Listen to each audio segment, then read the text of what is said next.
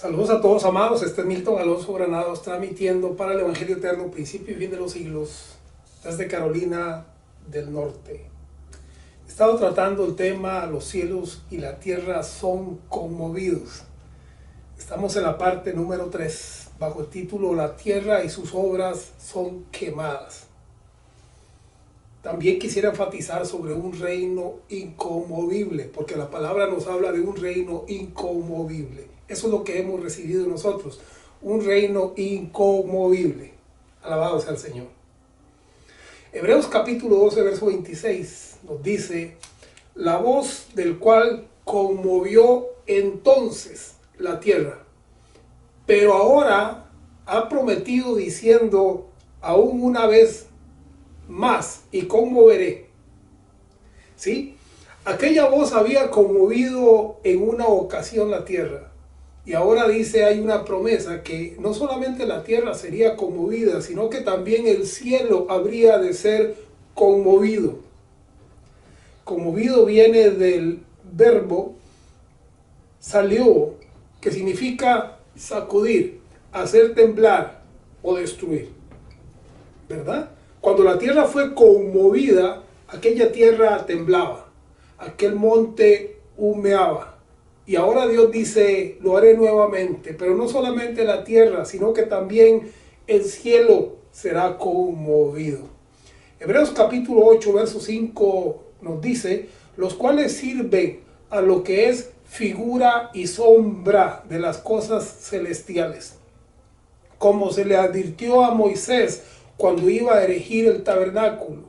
¿Qué se le advirtió? Se le advirtió que él serviría a aquello que era una figura, a aquello que era una sombra, a aquello que era temporal, a aquello que era un símbolo, que no era lo real. Entonces ya Moisés entendía y sabía que aquella adoración, que aquel servicio era dado a todo lo que era simbólico, porque no había un acercamiento con Dios cara a cara. El hombre estaría lejos, estaría separado por una cortina, por un velo, por una ley, por decisión de Dios mismo. Era necesario que primero se conociera a Dios de lejos para luego comparar y entender a un Dios de cerca en el rostro de Jesucristo. Es interesante cómo Moisés y cómo el pueblo de Israel sirvió a aquello que era figura, dice Hebreos 8:5, los cuales sirven a lo que es figura y sombra de las cosas celestiales, figura y sombra de las cosas del cielo. Sin embargo, el mismo mandamiento prohibía. En Éxodo 24 dice, no te harás imagen ni ninguna semejanza de lo que está arriba en el cielo. Entonces se les había dado una orden de no hacerse imagen y semejanza, y sin embargo aquí todo lo que hacían en ese sistema de culto era una imagen, era un símbolo, era una sombra y era una figura de las cosas que estaban por venir. Hebreos capítulo 12, verso 27 dice, y esta frase, aún una vez, indica la remoción de las cosas movibles como cosas hechas para que queden las inconmovibles. Aquí lo que nos dice es que todo aquel sistema de culto era un sistema movible, ¿sí? Todo comenzó con un tabernáculo que se transportaba de un lugar hacia otro.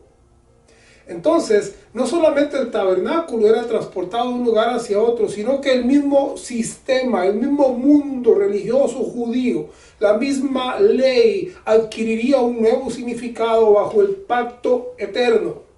De tal manera que entonces hoy a nosotros se nos ubica no bajo aquel sistema de símbolos y de sombras y de figuras, sino bajo lo que es posicional, lo que ya no se conmueve. Y esta frase aún una vez indica la remoción de las cosas movibles, o sea, aún una vez más y conmoveré no solamente la tierra, sino que esta vez conmoveré el cielo. Esto lo que quiere decir es que en esta conmoción Dios habría de remover todo aquello que era movible, todo aquello que era simbólico, todo aquello que era temporal, alcanzaría o vendría a un fin. Eso es lo que nos está hablando Hebreos capítulo 12 en el verso 27. como cosas hechas para que queden las inconmovibles, ¿sí? Vendría aquello que es eterno, que es posicional, que ya no se conmueve, que ya no se sacude como se sacudió el monte, sino que ya permanece para siempre y por los siglos.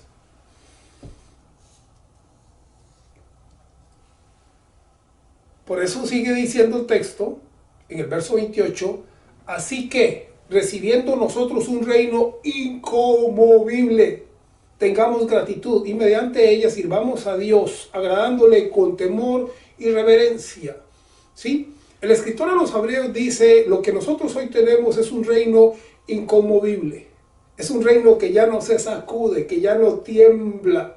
Recordemos que el monte allá, cuando le fue dada la ley a Moisés, aquel monte temblaba, aquel monte había fuego, había humo, había oscuridad, había terror, había temor, habían truenos, relámpagos, y todo esto se sacudía y se movía. Pero el escritor dice, ahora lo que hemos recibido es un reino que no se mueve, ¿sí? Cuando tú y yo hemos entrado a este reino que no se mueve, estamos entonces en lo posicional, estamos bendecidos, estamos completos, estamos perfectos, estamos justificados, estamos santificados. Tenemos la sabiduría de Dios, somos la gloria, somos el cuerpo de Cristo. De tal manera que estas cosas que son posicionales y que son eternas no cambian. Ahí es donde tú y yo estamos, sobre la roca, sobre la verdad, sobre lo posicional, sobre lo eterno, sobre un reino inconmovible. No como aquel reino, recordamos que aquel reino fue transferido porque el pueblo de Israel no daba los frutos y entonces Dios dice, este reino les será quitado a ustedes y les será dado a otros que produzcan fruto. Bendito el Rey. Segunda Pedro capítulo 3 verso 10 dice, pero el día del Señor vendrá como ladrón en la noche, en el cual los cielos pasarán con grande estruendo. ¿Sí? Aquí vemos dos cosas. Vemos que el día del Señor habría de venir como un ladrón en la noche, lo que quiere decir que sería en una forma no percibible, en una forma silenciosa, en una manera en que la gente no se daría cuenta. Sin embargo, dice, la tierra y las obras que en ella hay serán quemadas y habrían de pasar con grande estruendo, ¿verdad? Aquellas obras que habían en la tierra deberían de ser quemadas, deberían de ser destruidas, porque para que se estableciera lo eterno y lo que no se conmueve, tendría que quitarse aquello que era pasajero y que era temporal. A esto que era pasajero y temporal se le llama los cielos y la tierra, los cuales debían de ser quemados. ¿Para qué? Para que los nuevos cielos y la nueva tierra, hablando de lo que es posicional y eterno, se abrieran ante nuestros ojos. Alabado sea el Señor. Por eso dice entonces Pedro, 2 Pedro capítulo 3 verso 10, y los elementos ardiendo serán deshechos, ¿sí? Y los rudimentos ardiendo serán deshechos. Esta era la profecía, que aquellos rudimentos, que aquello que era simbólico, que aquello que había sido el primer conocimiento y entendimiento del rostro de Dios habría de ser quitado para que entonces se estableciera aquello que ya no se mueve, que es inconmovible, que es eterno. Es por esto que Pedro dice, puesto que todas estas cosas han de ser deshechas, destruidas, ¿cómo no debéis vosotros andar en una santa y piadosa manera de vivir? Verso 12, esperando, porque en ese momento estaban en una esperanza, estaban esperando aquello que habría de ser manifestado, esperando y apresurándoos para la venida del Dios, en el cual los cielos encendiéndose serán deshechos y los elementos siendo quemados se fundirán. Y los rudimentos siendo quemados se fundirán. De aquí la importancia de nosotros entender que Dios ha establecido, Dios ha determinado que los rudimentos, que los elementos de aquellos cielos, de aquella forma de culto deberían de ser destruidos, deberían de ser quemados. Esta fue la profecía que tanto Jesús dijo en Mateo 24, como de la cual también el apóstol Pedro habló, de que esto habría de suceder en el pueblo de Israel. Aquel sistema de culto, de obras, de sacrificios de animales tendría que llegar a su fin. Rudimentos. La palabra Rudimentos significa elementos, es lo mismo. Cuando se habla de los elementos que son desechos, se está hablando de rudimentos. La palabra elementos en griego es stoichion y significa elementos, rudimentos o espíritus que rigen el mundo. Por eso Jesús dijo: Dios de este siglo ha sido juzgado y ha sido echado fuera. ¿Por qué? Porque los espíritus que regían a aquel mundo, aquel siglo malo, todo esto tendría que ser quemado para que entonces por la fe se nos abriera la ventana del verdadero rostro de Dios y la verdadera gloria de Dios, ya sin rudimentos, ya sin símbolos y sin sombras, sino en lo verdadero, lo que es inconmovible. Elementos, rudimentos o espíritus que rigen el mundo es la misma palabra que Pablo usa para referirse a rudimentos. O sea, tanto Pedro como Pablo hablan de los elementos que deberían de ser quemados o destruidos. En el diccionario teológico Beacon nos dice así: el primer significado se expresa en el Nuevo Testamento con stoichion, que se traduce elemento, y es utilizado en 2 Pedro capítulo 3, verso 10, verso 12. Rudimentos también se utiliza en Gálatas capítulo 4, verso 3 y 9, Colosenses capítulo 2, verso 8, verso 20. Y también se utiliza en una forma de enseñar los primeros principios o conocimientos que deben de ser quemados, apartados, para poder seguir creciendo. Hebreos capítulo 5, verso 12. Todos aquellos elementos deberían de ser destruidos, deberían de ser quemados. Así es como Dios lo estableció, para que lo inconmovible y lo eterno se manifestara. El comentario bíblico Mundo Hispano, en su tomo 23, dice: en el día del Señor, escuche, en el día del Señor, los cielos pasarán con gran estruendo, los elementos ardiendo serán deshechos, y la tierra y sus obras que están en ella serán consumidas. 2 Pedro 3:10. Y sigue diciendo: ¿a qué se refiere Pedro con los elementos que habrían de ser destruidos? Ya sabemos que eran los rudimentos, que era el sistema judaico, el culto mosaico, aquello que estaba fundamentado en símbolos, en sombras o en cosas movibles que se movían, porque era necesario que así sucediera hasta que lo inconmovible y lo eterno fuese revelado. Lo posicional, aquello que no cambia. ¿A qué se refería Pedro con los elementos? Dice acá entonces en este comentario bíblico Mundo Hispano, tomo 23. Dice: el término griego es stoichion, que Pablo utiliza en Gálatas capítulo 4, verso 3, Colosenses capítulo 2, verso 8. Podría ser una referencia a fuerzas cósmicas personalizadas, ¿verdad? O sea, personalizadas quiere decir esto, que aquellas fuerzas cósmicas estaban personalizadas en el templo judío, estaban personalizadas en la vestimenta del sacerdote. Las piedras simbolizaban los meses del año. Las otras piedras tenían una acá y otra acá, simbolizaban el sol y la luna. Entonces, la fuente de bronce de lavado simbolizaba el mar. Cuando se habla de que el cielo y la tierra serían quemados, se estaba refiriéndose al sistema de culto, al sistema judaico, al sistema de sacrificios de animales, porque entonces vendría un último y eterno sacrificio que sería manifestado y revelado a los hombres una vez y para siempre, para que lo temporal entonces pasara, para que aquellos cielos y aquella tierra fueran quitados y se establecieran nuevos cielos y nueva tierra. Alabado sea el Rey. Sigue diciendo acá el comentario: en el caso del significado aquí, puede tratarse de los 4 elementos esenciales que determinaron los filósofos estoicos: agua, aire, fuego y tierra. En otras palabras, cuando Pedro dice que la tierra y los cielos son desechos, está hablando de los 4 elementos. Pero los 4 elementos estaban contenidos, estaban simbolizados en el templo. Por tanto, estaba hablando de la destrucción del templo judío, cosa que sucedió en el año 70. Escuchen lo que dice acá Filón. Filón fue un filósofo judío que, al igual que Flavio Josefo, ellos escribieron sobre la historia. Filón vivió en el año 25 antes de Cristo y Flavio Josefo vivió en el año 37 después de Cristo.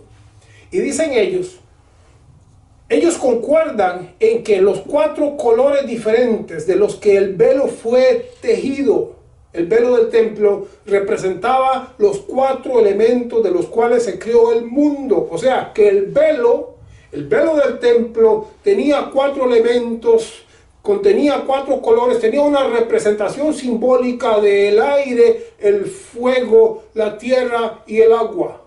Por eso es que Pedro, cuando dice que los elementos serán fundidos, está refiriéndose a la tierra, el aire, el fuego y el agua, porque simbólicamente esto es lo que estaba representado en el templo judío, en aquel sistema de culto mosaico que no podía hacernos perfectos, porque el hombre tenía que seguir recordando sus imperfecciones, hasta que llegase lo perfecto y aquello que era movible fuese quitado y se estableciera lo que es inconmovible. Bendito sea el Señor. Flavio Josefo, en la Guerra de los Judíos, volumen 5, página 212 y 213. Vuelvo a decir, Flavio Josefo, judío, descendiente de sacerdotes, nació en el año 37 después de Cristo. Este hombre, este historiador, escribe: el hilo escarlata representa el fuego, el azul el aire, el morado era el mar, es decir, el agua, y el lino blanco representaba la tierra en la que el lino había crecido. Este mismo hombre dice en el libro 3 de Antigüedades de los Judíos, página 90, Flavio Josefo dice: los velos que estaban compuestos de 4 cosas declararon los 4 elementos, porque el lino fino era propio para significar la tierra. Porque el lino crece de la tierra. La púrpura significaba el mar, porque el color está teñido por la sangre de las conchas marinas. El azul es apto para significar el aire. Y para el efod era una parte, un pectoral, una parte que usaban aquí al frente donde estaban las 12 piedras, dice, y para el efod, el de la vestidura de los sacerdotes judíos, dice, y para el efod, Dios mostró que había hecho el universo de 4 elementos, o sea, todo lo que era el sistema judaico, todo lo que era el templo, todo lo que era la vestidura sacerdotal, todo lo que eran los utensilios que se utilizaban en el templo, simbolizaban los cielos y la tierra, simbolizaban los elementos, simbolizaban la tierra, el aire, el fuego y el agua. Es por esto que Pedro dice que era necesario que los elementos ardiendo fueran consumidos, porque aquel sistema de culto debía de ser removido. Bendito Señor. Y para el efod Dios mostró que había hecho el universo de 4 elementos. La coraza fue hecha para parecerse a la tierra. El cinto representaba el océano. Por eso tú miras ahí en Apocalipsis que habla sobre el mar y todo esto, que ya no sería más, porque está hablando en un lenguaje simbólico hebreo. Y el cinto representaba el océano. Las sardonces, o sea, las piedras que habían acá en los hombros, había una acá y otra acá, dice, las sardonces, piedras en los hombros, representaban el sol y la tierra, y las 12 piedras representaban los meses. Todo esto era un simbolismo de los cielos y la tierra, porque los judíos miraban en el templo los cielos. ¿Por qué? Porque Dios habló en el desierto de una columna de fuego que se posaba sobre el lugar santísimo, sobre el arca. Entonces, todos estos elementos representaban los cielos y la tierra, y por eso es que tanto Pedro, como en Hebreos se nos habla de que Dios habría de conmover los cielos y la tierra, que aquellos elementos que conformaban los cielos y la tierra serían deshechos, serían consumidos, que Dios habría de conmover nuevamente ahora no solamente la tierra, sino también los cielos, o sea, todo el sistema judío habría de cambiar. Lo que todo esto sugiere es que la terminología que utiliza Pedro de los elementos del mundo ardiendo en el pensamiento hebreo señalaba al mundo judío, el templo judío y su sistema de culto. Bendecidos. Gracias, amados, por estar ahí, gracias por escuchar, compartan.